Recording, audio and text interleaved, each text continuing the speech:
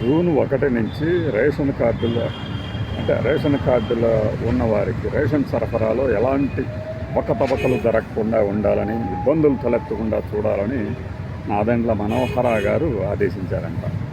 ఆయా మనోహర గారు గత 5 ఏళ్లలో రేషన్ పంపిణీలలో అవకతవకలు జరిగాయని ఒక్క కంప్లైంట్ అయినా వచ్చిందా?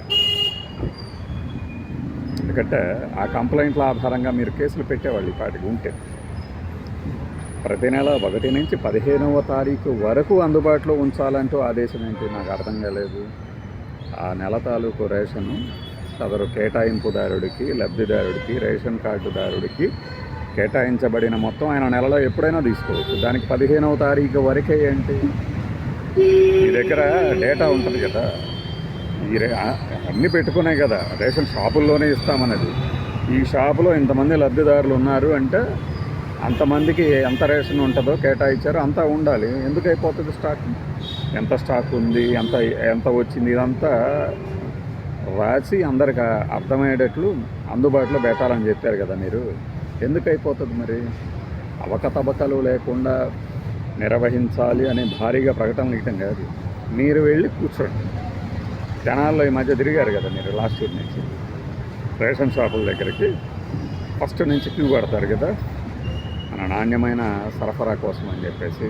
అక్కడెలా నిలబడండి, ఎంతమంది వస్తున్నారు, ఎంతమంది తీసుకుంటున్నారని మామూలుగా నిలబడండి. మంత్రి గారిలాగా అందరూ కనపడేటట్టుగా. అప్పుడు అర్థమవుద్ది మీకు ఈ పంపిణీ కరెక్ట్, అంతకుముందు పంపిణీ కరెక్ట్.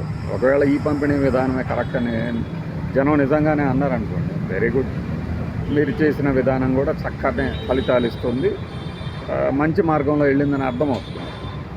లేదు, ఎవడైనా మా వల్ల కాదురా బాబు ఇలా రేషన్ కోసం కాదు, పనులు మానుకొని రోజు 4-5 రోజులు 1 గంట అరగంట నిలబడాలంటే మా వల్ల కాదు అన్నారనుకోండి, సమీక్షించుకోండి ఫలితాలని. అంతకుముందు మీరు స్టాక్ పాయింట్లో ఎంత ఉంది, రేషన్ షాప్ ఎందుకు తీసావు, షాప్ ఎందుకు మూసావు అనే కొన్ని వీడియోలు చూశాను నేను.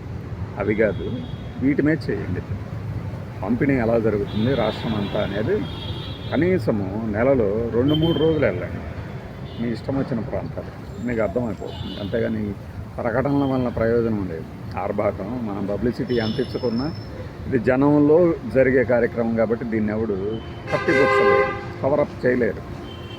1వ తారీఖు అంటే రేపే కదా, రేపటి నుంచి చూడండి ఎలా ఉంటుంది. బై.